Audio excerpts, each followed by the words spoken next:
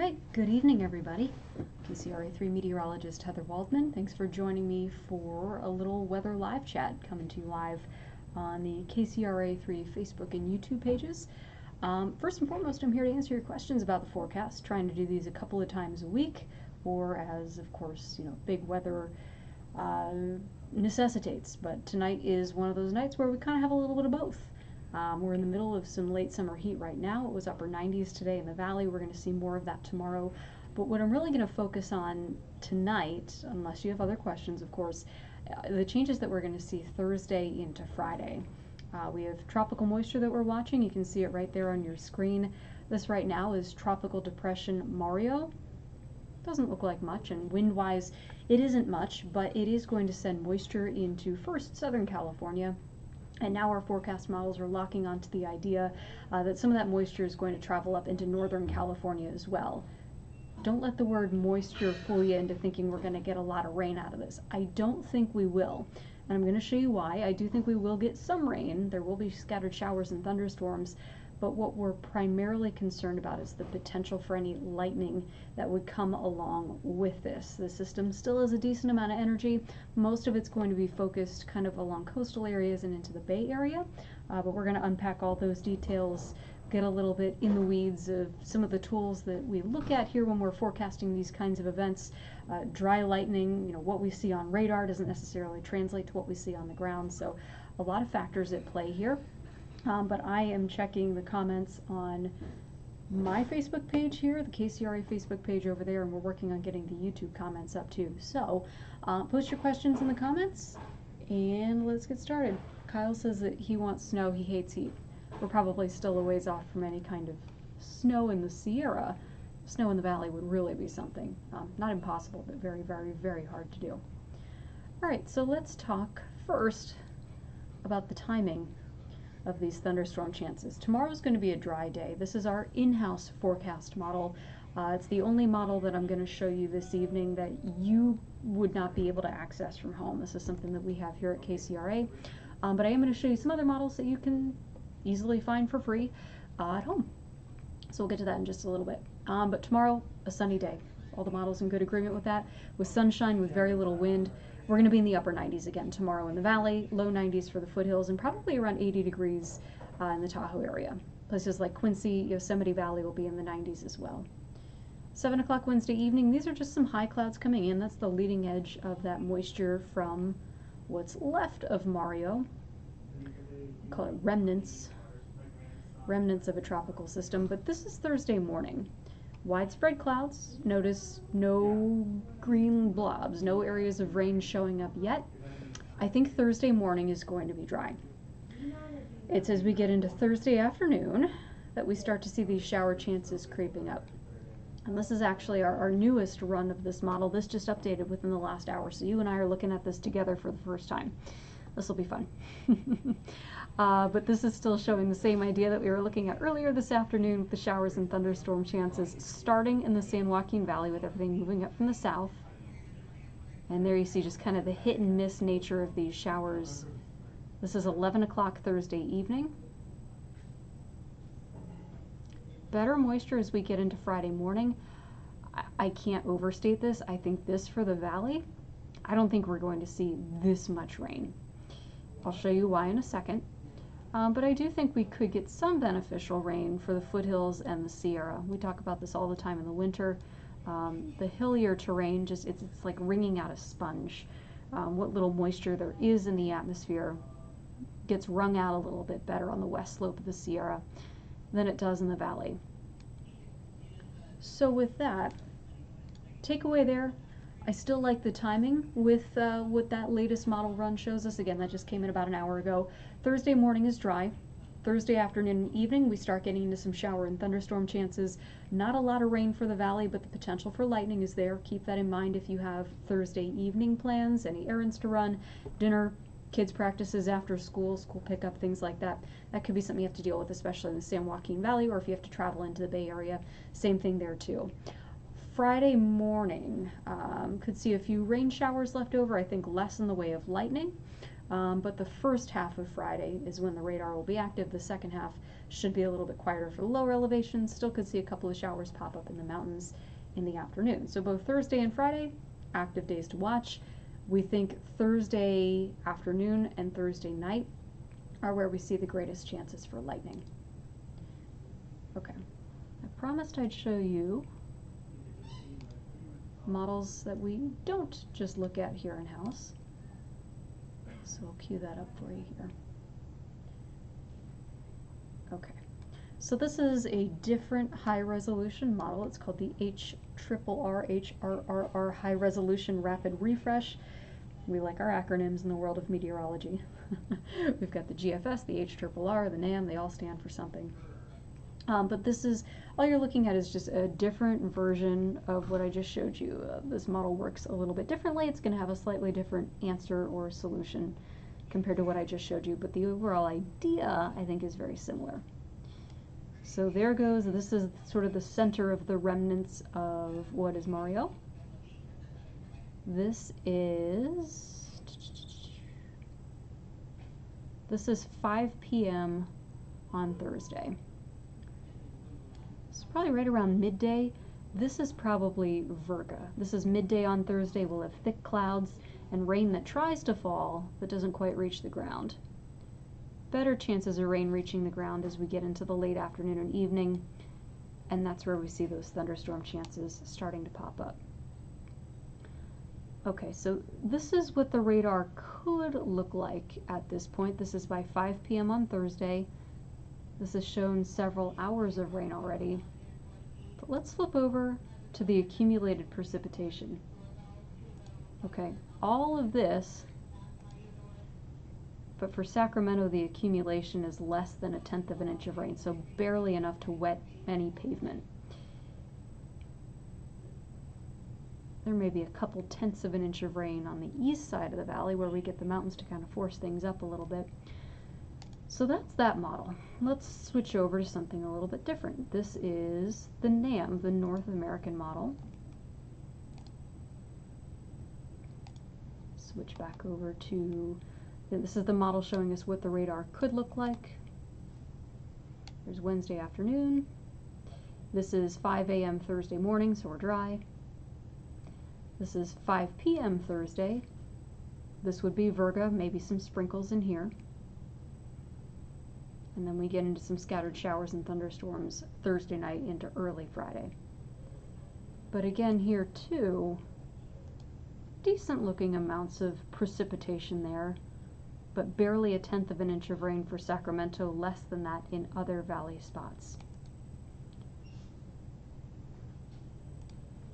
So that's why we're saying, you know, we're going to get these shower and thunderstorm chances, but for the valley, they're not going to produce much rain. I do think they will produce some, and there could be some isolated spots that get a good soaking downpour, but this is where the potential for dry lightning comes in.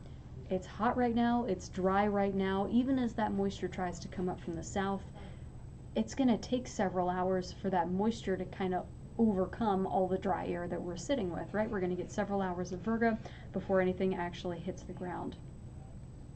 I'm going to show you kind of a look at that dry air in just a second, but I want to check on the questions. Alberto wants to know, what's the forecast for humidity? I think by Thursday night and early Friday, it's going to feel muggy by our standards. If you've ever spent time on the East Coast, I grew up on the East Coast. I was there for 30 years, really, before I moved out west. It's not going to be humid by East Coast standards, but for California standards, I think it will feel muggy as this moves through. The good thing is it is not going to be hot and muggy at the same time. We're talking temperatures in the 80s on Thursday and Friday. Relative humidities will be higher. That's good news as we get into Friday as far as that fire risk goes. But as this starts to move up on Thursday before the rain actually starts to hit the ground, humidity not all that high just yet. So really Thursday evening into Thursday night, as we're kind of moistening the air up, that's where we see that potential for dry lightning and the risk for some new fire starts as well. Vicky's checking in from Oakdale. Vicky, it's good to hear from you again. You're a frequent listener. I appreciate that. All right, Randy on the KCRA page is saying, hope we get rain in Cameron Park. Yeah, we could see a couple of showers, but again, watching for the lightning. Ryan saying spotters will be super important, assuming you're meaning lightning and fire spotters. Absolutely. Some good technology to help them with that as well. Okay. So let's talk about what we mean by dry lightning. How do we go from this on radar, what looks like some juicy thunderstorms, to pennies as far as accumulations goes? Well, for that, I'm going to switch over to a different model, but at the same time, we're going to look at something called a skew-T diagram. This is one of the many things that they teach us in weather school. Slide this over so you can see. Whoops. See if we can get this to cooperate. There we go. Okay. Chart looks fairly complicated, but when it's explained, hopefully relatively simple. So this is a vertical view of the atmosphere. So the bottom is the ground, where we are. Further up you go, the higher up you're going into the atmosphere. The red line is how the temperature changes as you go up in elevation. The green line is how the dew point changes as you go up in elevation. In order for the air to be saturated and for rain to fall, you need the air temperature to pretty much match up with the dew point temperature. This is what this model is showing. This is 5 o'clock Thursday, so remember we've got rain showers in the area. It's got an air temperature for Sacramento in the low 90s. I think that's a little high given the cloud cover.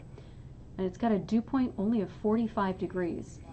This is very dry air right here. In fact, this is very dry air up to like 15,000 feet or so. So this is going to be a situation where the clouds are pretty high up in the sky.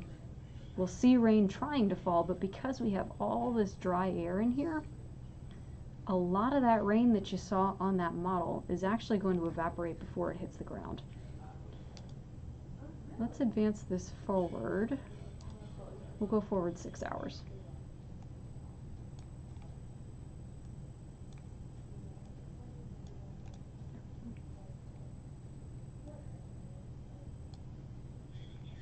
Okay, so this is going forward 6 hours. This is now 11 p.m. Thursday evening. Here's your air temperature. Here's your dew point. Okay, air temperature is 70 degrees. Dew point temperature of 53. So these numbers are getting closer together. We've probably got some rain reaching the ground. But again, look at this pocket of dry air about 1,000 to 3,000 feet off the ground. That's going to just suck a lot of that rain. It is going to keep a lot of it from reaching the ground. Okay, so that's why we want you to keep in mind that when we show you these models, especially on TV, if it looks like we're getting heavy downpours, well, that's what the radar may look like, but that's probably not what's actually going to hit the ground. If I had to make a ballpark rain forecast for the valley, which is a tricky thing to do for a system like this, I'd say most places will end up with less than 1/10 of an inch of rainfall. There will probably be some isolated spots where we get good little thunderstorms to pop up, that could see, I don't know, 1/4 of an inch of rain or so, but those will be isolated areas. This is not going to be the kind of rain, I don't think, that really wets the vegetation. So again, the concern with the dry lightning there. I think we'll see some better rain totals in the foothills and into the Sierra, but even there we're talking a couple 1/10 of an inch of rain at most. This is not, a 1/2 inch to an inch kind of rain event. It will be for Southern California. So if you are hearing about rainfall for California, the heavier rain is going to be in Southern California. That's where all of this is going to move into first, starting tomorrow. The system just kind of loses some of its juice by the time it gets to Northern California. Of course, it's been hotter here, it's been drier here, so all that's kind of working in that way as well. Amber is asking about snow over Sonora Pass, 108 Thursday into Friday. No, the system is too warm for snow. It's going to be too warm for snow for a little while, even over Sonora Pass. But that's kind of one of our fun bellwethers as we get into fall. I'm excited to see some snow over the Sierra. I'm ready for fall. Some of our forecast models now go out to October. Dirk and I were talking about that earlier. Just, it's exciting. Some people love the heat. Dirk and I, We like the transition seasons. We like the changeable weather. But thanks for your question, Amber. I appreciate that. Laura is asking about the lightning in Woodland. So Woodland on the west side of the valley.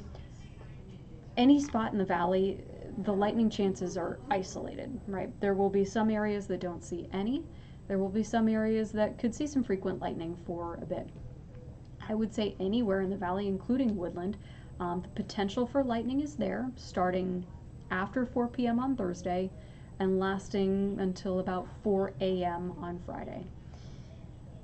Our models, just quite frankly, aren't good enough to pinpoint exactly where and when that lightning is going to pop up. It's a really tricky thing to model, but the ingredients are there for some rain, not necessarily soaking downpours, but also some lightning, including on the west side of the valley. So I've been encouraging people, especially if you're in those fire-prone areas in the hills, the coastal hills, the foothills.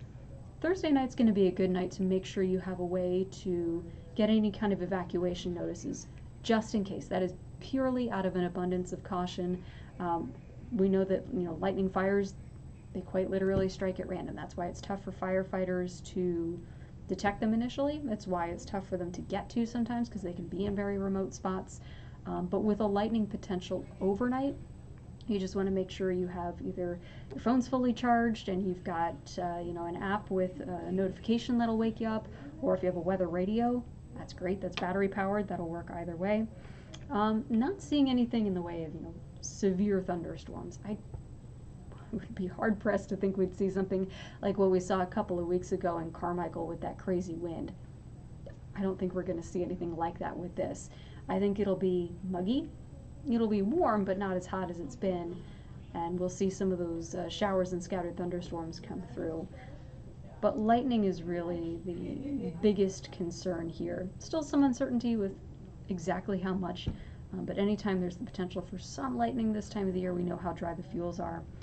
It's something we're going to talk about, and it's something that we're going to watch together. So Dirk and I will be here all Thursday afternoon and evening. We'll keep an eye on the radar for you, and we'll track any showers and thunderstorms as they come through.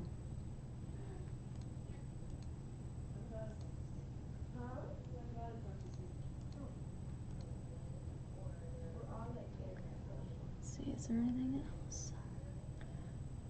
Jaden. Hey, Jaden. Jaden's checking in from, I think you're in Vacaville, Jaden. Correct me if I'm wrong.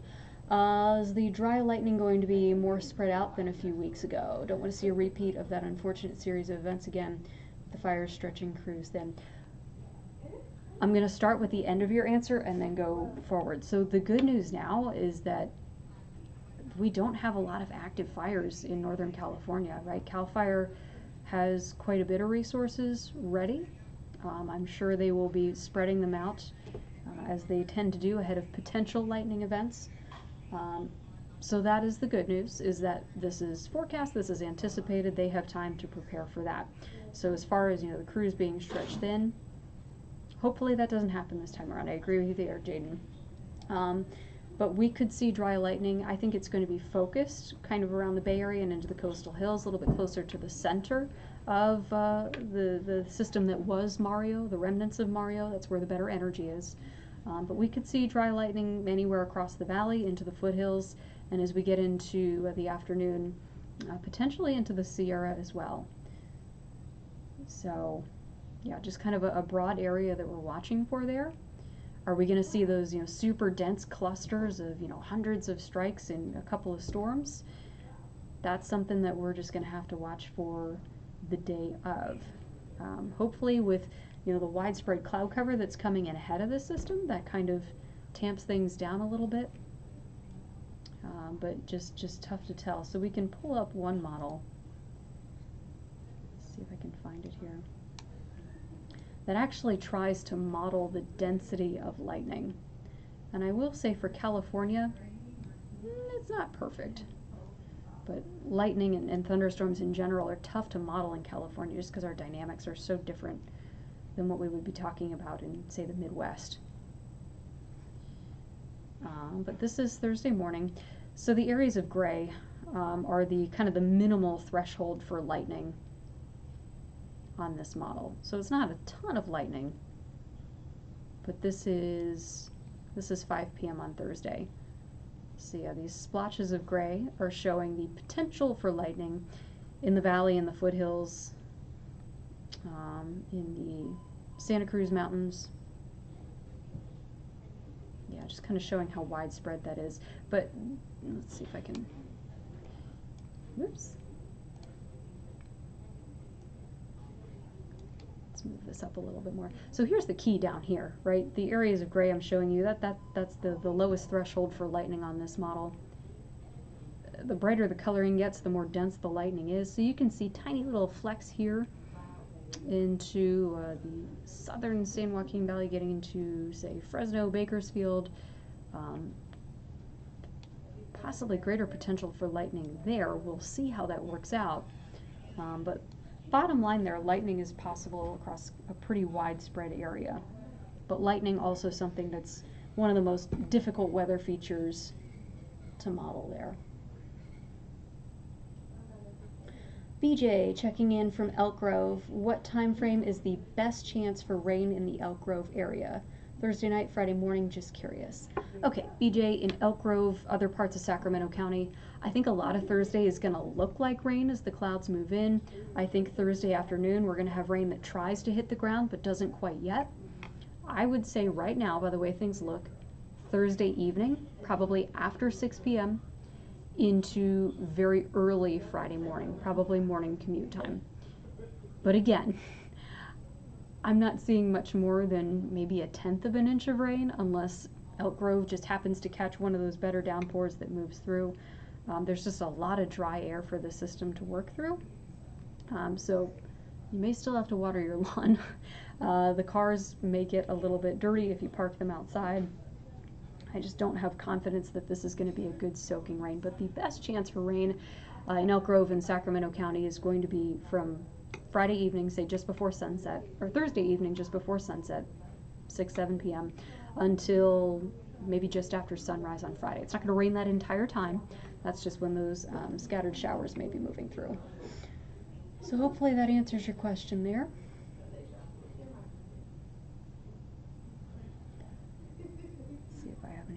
Here. Nope. Okay. So it's going to be an interesting couple of days. Tomorrow's dry. Whatever you have planned tomorrow, no rain to get in your way, no lightning risks. You will be starting to hear about rain and thunder and maybe even some flooding in Southern California tomorrow, but for Northern California, our rain and any potential lightning doesn't start until later Thursday afternoon. Before that, tomorrow's a hot day. We're in the upper 90s again. There's not going to be any wind. Even as this system comes through on Thursday, the air is just not going to be moving all that much. It's just going to be a kind of a strange feeling day for us in Northern California as that all comes through. But the weekend is looking better, especially for the valley. The sun comes back out. It is probably going to warm back up. We're probably talking mid-90s again by the time we get to Sunday. Maybe some upper 80s as things kind of clear out on Saturday. If you have plans in the Sierra, Thursday, Friday, and Saturday all have shower chances, with the highest being Thursday night into Friday. Saturday, there's going to be a lot of dry time to work with, especially in the morning, but still watching for those thunderstorm chances. Moisture just kind of lingers a little bit longer in those higher elevation spots, so keep that in mind if you are going to be outdoors around Tahoe. All right, thanks for joining me for this live weather chat. We'll see how things go on Thursday. I may sign in here again and check in on what's going on Thursday. How much rain have we had? Are we seeing any lightning? We can live track some thunderstorms together. So pencil that in for Thursday. Probably jump on around 8:15. We'll see you then. Have a good night.